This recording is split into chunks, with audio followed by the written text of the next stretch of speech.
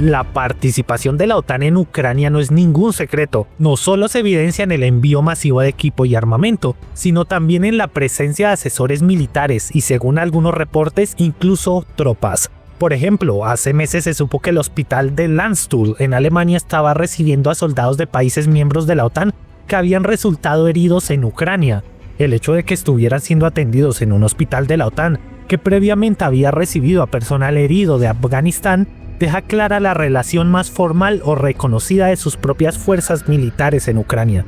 Estas acciones en conjunto han generado una escalada progresiva de las hostilidades, lo que ha llevado a Rusia a intensificar sus ataques contra Ucrania. Esto ha resultado en niveles de devastación sin precedentes, como la reciente ofensiva que destruyó gran parte de la red eléctrica del país, dejando a Ucrania prácticamente sumida en la Edad Media. En este ataque masivo se lanzaron cerca de 200 misiles y drones contra territorio ucraniano. Aún así, la prueba más contundente de esta escalada es la reciente aprobación por parte de Estados Unidos para atacar objetivos en territorio ruso con misiles de largo alcance ATACMS. Para operar estos misiles, Ucrania implica, sí o sí, la presencia de técnicos y personal estadounidenses, así como el uso de satélites militares exclusivos de Estados Unidos. Los sistemas HIMARS y ATACMS utilizan GPS para guiar sus objetivos, una tecnología que depende de una red de 31 satélites estadounidenses distribuidos alrededor del mundo, que operan con el objetivo de proporcionar posicionamiento, navegación y sincronización precisos en cualquier lugar del planeta, ya sea para fines civiles o militares. Sin embargo, en el caso de los HIMARS no es tan simple como introducir unas coordenadas en un GPS barato comprado en AliExpress, pues estos sistemas avanzados requieren una precisión militar extrema, ya que las señales civiles son altamente vulnerables a interferencias y falsificaciones, un fenómeno conocido como spoofing, en el cual un atacante envía señales falsas al receptor de GPS para engañarlo y hacerle creer que está en una ubicación diferente. Así, los misiles ATACMS emplean una señal GPS encriptada conocida como AIM Code, Military Code, un código diseñado específicamente para aplicaciones militares que consta de una señal más segura, resistente a bloqueos y falsificaciones. En este sentido, el AIM Code está cifrado y su acceso está limitado exclusivamente a equipos y aplicaciones autorizadas por el Departamento de Defensa de los Estados Unidos, lo que refuerza aún más la dependencia de Ucrania de la infraestructura, personal y tecnología estadounidense. En términos simples, usar estas armas de largo alcance no es algo que se puede hacer de la noche a la mañana. Requiere satélites, herramientas de precisión y códigos secretos que, seamos honestos, Estados Unidos difícilmente querría compartir. Esto significa que necesariamente tiene que haber especialistas de Estados Unidos o de la OTAN ya entrenados o involucrados en estas operaciones.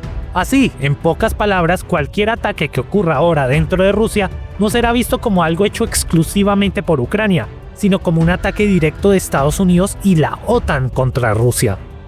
Según RBC Ucrania, los primeros ataques sobre territorio ruso ya se han efectuado sobre el 67º arsenal del ejército ruso en Karachev, en la región de Briansk, donde, según Andriy Kovalenko, jefe del Centro para contrarrestar la desinformación del NSDC de Ucrania, se almacenaban municiones de artillería, incluidos proyectiles norcoreanos. Sin embargo, cabe señalar que Karachev se encuentra no muy lejos de Briansk y a tan solo unos 130 kilómetros de la frontera con Ucrania. Y por esta razón no es la primera vez que es atacado, ya que en octubre fue alcanzado por drones ucranianos. Por ahora, este ataque es considerado menor y no tendrá un impacto significativo en las operaciones en suelo ucraniano. Incluso The New York Times, citando a funcionarios estadounidenses, asegura que la autorización para utilizar los ATACMS no cambiará fundamentalmente el curso de la guerra. Más bien, el objetivo principal de esta decisión parece ser enviar un mensaje claro a las supuestas tropas norcoreanas y así desalentarlas de enviar más refuerzos, mientras que permite a Ucrania atacar ciertos objetivos de alto valor que de otro modo no podría alcanzar. Y es que, de acuerdo con fuentes rusas, a una distancia de 120 kilómetros, un ATACMS puede alcanzar su objetivo en solo 1 minuto y 20 segundos, y a su alcance máximo de 300 kilómetros lo harían aproximadamente 3 minutos y 20 segundos. En contraste, los misiles de crucero Storm Shadow y Scalp, que Ucrania ha utilizado durante más tiempo, tienen un tiempo de vuelo considerablemente mayor, A 120 kilómetros estos misiles tardan alrededor de 9 minutos en llegar a su objetivo y a 270 demoran poco más de 20 minutos. Las características de los ATACMS permitirían que los ataques ucranianos se concentren en los aeródromos de la aviación táctica rusa y el ejército ruso, obligando a los cazas y bombarderos rusos a reubicarse más lejos de sus puntos de partida, ya que quedarían expuestos a ataques inmediatos con solo unos pocos minutos de reacción. Por su parte, el ejército en tierra enfrentaría un peligro aún mayor, ya que el traslado de unidades estaría constantemente bajo fuego, y cualquier concentración de soldados o equipos sería detectada en tiempo real mediante imágenes satelitales de Estados Unidos, siendo atacada en cuestión de minutos. Así, los ucranianos podrían utilizar los misiles ATACMS para atacar concentraciones de tropas rusas, piezas claves de equipo militar, nodos logísticos, depósitos de municiones y líneas de suministro en el interior del territorio ruso. Esto, como resultado, llevaría consigo a que la mayoría de los centros de mando y control rusos fueran reubicados en la retaguardia más profunda, lo que complicaría las comunicaciones y la coordinación de las tropas en el frente. Sin embargo, el problema aquí es que los ATACMS son interceptables gracias a su trayectoria elíptica. De hecho, no hay que olvidar que, por ejemplo, las municiones conjuntas de ataque directo de alcance extendido ya se enfrentaban desde hace muchos meses el problema de ser interferidas por las fuerzas rusas. Lo mismo ocurría con los misiles Storm Shadow y Scalp, donde la efectividad de los impactos disminuyó significativamente, y en el caso particular de los sistemas HIMARS, en mayo se supo que entre el 50% y el 70% de sus cohetes lanzados eran interferidos por las contramedidas rusas. La situación aún es peor con los proyectiles guiados Excalibur, puesto que al inicio del conflicto aproximadamente el 70% de los disparos alcanzaban sus objetivos, mientras que ahora esta cifra ha caído a cerca del 6%. Según CNN, ya hace varios meses, decía que un piloto de drones en el frente describió que las interferencias contra los HIMARS eran tan fuertes que no había visto algo así desde antes de noviembre de 2022, meses después de que los HIMARS llegaran a Ucrania en verano de ese año. Rusia había logrado inutilizar estos proyectiles usando tecnología para bloquear las señales GPS, desviando su curso y haciendo que no lleguen a sus objetivos. Dado todo esto, la estrategia de Estados Unidos y Joe Biden parece tener un fuerte trasfondo político, creando un escenario que recuerda a la crisis de los misiles de Cuba en 1962. Curiosamente, aquella crisis también fue provocada también por Estados Unidos tras desplegar misiles balísticos con ojivas nucleares en Italia y Turquía. Todo esto además se dio poco después del humillante fracaso estadounidense en la invasión de Cuba durante el desembarco en la Bahía de Cochinos. Y es que, como sabemos, el presidente ruso Vladimir Putin recientemente redujo el umbral para el uso de armas nucleares en Rusia, una medida planificada desde hace tiempo, pero cuyo momento parece ser elegido para enviar un mensaje frente al uso de misiles estadounidenses de largo alcance. La nueva doctrina rusa deja claro que el uso de armas nucleares no se limitaría a responder a un ataque directo nuclear contra Rusia, mientras que podría justificarse si el agresor es un país no nuclear que cuenta con el apoyo estratégico militar de una potencia que sí es nuclear, incluso si esta última no participa directamente en la guerra. La doctrina señala además que cualquier agresión contra Rusia o sus aliados, perpetrada por un estado no nuclear pero con la participación o el apoyo de una potencia nuclear, sería vista como un ataque conjunto. Tal es así que Dmitry Peskov, portavoz de Putin, subrayó que Rusia se reserva el derecho de usar armas nucleares si un ataque con armas convencionales supone una amenaza crítica para su soberanía e integridad territorial. Así, dicho esto, en la lectura de los medios, si Ucrania ataca un objetivo dentro de Rusia podría desembocar en un ataque con armas nucleares, o bien una arma nuclear táctica sobre Ucrania, e incluso sobre la OTAN, lo que desencadenaría en una guerra abierta con armas nucleares. Y es en este contexto que el próximo presidente de Estados Unidos, Donald Trump, asumiría el cargo en medio de un mundo en crisis, enfrentándose a una situación de alta tensión global desde el primer día de su mandato. Y por esta razón, la decisión de Biden parece estar orientada a garantizar que el rumbo que han trazado para el mundo se mantenga, incluso al costo de arriesgarse a un conflicto nuclear, como si esperaran que este escenario provoque el regreso de un mesías demócrata que justifique sus acciones. Sin embargo, para empezar, Ucrania ya está derrotada, y es más que claro que no son los ucranianos quienes atacan a Rusia con esos misiles, sino son los mismos Estados Unidos. Esto inevitablemente conducirá a una escalada, la cual en el peor de los casos podría significar precisamente un conflicto directo entre Rusia y Estados Unidos. La cuestión es que desde la perspectiva de la teoría militar y la teoría clausewitziana, Un conflicto entre Rusia y Estados Unidos, dado los intereses vitales en juego, difícilmente podría mantenerse en el nivel de los combates convencionales a nivel táctico, ya que la guerra tiende al extremo cuando los objetivos políticos lo exigen. Ambos países consideran sus capacidades nucleares como herramientas estratégicas clave, y la doctrina militar de ambos estados contempla su uso en escenarios de amenaza existencial.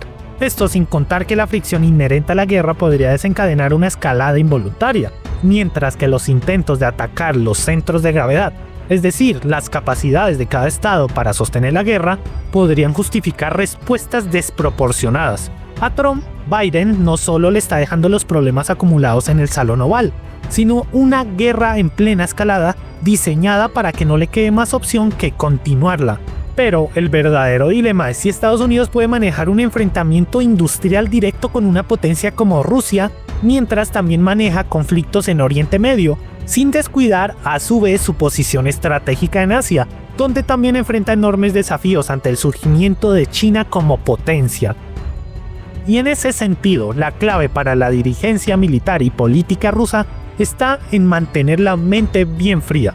La guerra es de desgaste y la están ganando. Claramente están bajo un ataque limitado estadounidense en toda regla y van a tener que responder con mesura para no escalar más, pues ciertamente esto es un casus belli que haría estallar las hostilidades abiertas, llevando la guerra en Ucrania hacia un escenario más grande y general que implicaría a Europa entera y a Estados Unidos, y muy posiblemente reduciría al mundo a cenizas. Aun con esto, por el momento la posibilidad de que Rusia utilice armas nucleares en Ucrania no tiene por qué ser un temor, ya que el consenso en este sentido es que una potencia nuclear solo utilizaría esas armas en caso de que estuviesen en riesgo algunos de sus intereses vitales, entre ellos su propia supervivencia. Esto se conoce como umbrales, los cuales son perímetros que, de ser rebasados, podrían provocar una respuesta nuclear. Hay 4 umbrales principales que un estado considera críticos cuando enfrenta situaciones de crisis o conflicto. El primero es el umbral físico o territorial, que se refiere a la pérdida de territorios a un nivel que resulta intolerable para la soberanía nacional. El segundo es el umbral militar, que ocurre cuando las fuerzas armadas convencionales sufren un daño tan severo que quedan incapacitadas para defender al país. Luego está el umbral económico, que se alcanza cuando los daños a la economía son tan graves e irreparables que comprometen la estabilidad y la recuperación del país. Y por último está el umbral social, que se da cuando los desórdenes internos llegan a tal punto que amenazan la existencia misma del Estado o su modelo político y social. En la crisis actual, claramente Rusia está siendo afectada en el umbral económico mediante las sanciones, pero no es lo suficientemente grave como para plantearse el uso de armas estratégicas. De hecho, las sanciones han sido tan inútiles que quienes se han visto más afectados han sido los aliados de Estados Unidos, especialmente Europa. Respecto al umbral militar, este es bastante amplio, debido a que no existen amenazas existenciales contra el Estado ruso, salvo las nucleares. Está claro que incluso si sus fuerzas armadas fueran aún más degradadas en Ucrania, esto solo significaría una mayor movilización rusa, soportando así un desgaste mucho mayor. En realidad, el umbral territorial es el más preocupante, pero pues por el momento no está amenazado, ya que los centros principales y las capitales no han sido atacados con armas estratégicas. Hay que obviar las incursiones a Kursk y Belgorod, por sobre todo mediáticas, y de hecho han beneficiado más a Rusia que a Ucrania al retirar tropas ucranianas del frente principal del Donbass, donde Rusia avanza imparable. En este sentido, si los ataques ucranianos y de la OTAN no afectan a niveles críticos estos umbrales, podríamos no esperar una escalada nuclear. Lo más lógico es que Rusia podría optar por armar a diversos grupos que luchan contra Occidente, desde los hutíes hasta las guerrillas en Irak, Líbano o Siria, e incluso considerar la instalación de una base de misiles en lugares estratégicos como Nicaragua o Cuba. Claro está que esto no da mayor tranquilidad, pues realmente estamos ante un evento sin precedentes en este siglo, y cualquier error de cálculo de Estados Unidos y Ucrania podría desencadenar la Tercera Guerra Mundial. Y en respuesta a esta mayor amenaza, las embajadas de los Estados Unidos, Gran Bretaña, España, Italia y Grecia han cerrado sus operaciones en Kiev. También se reporta que los rusos están movilizando sus ICBM.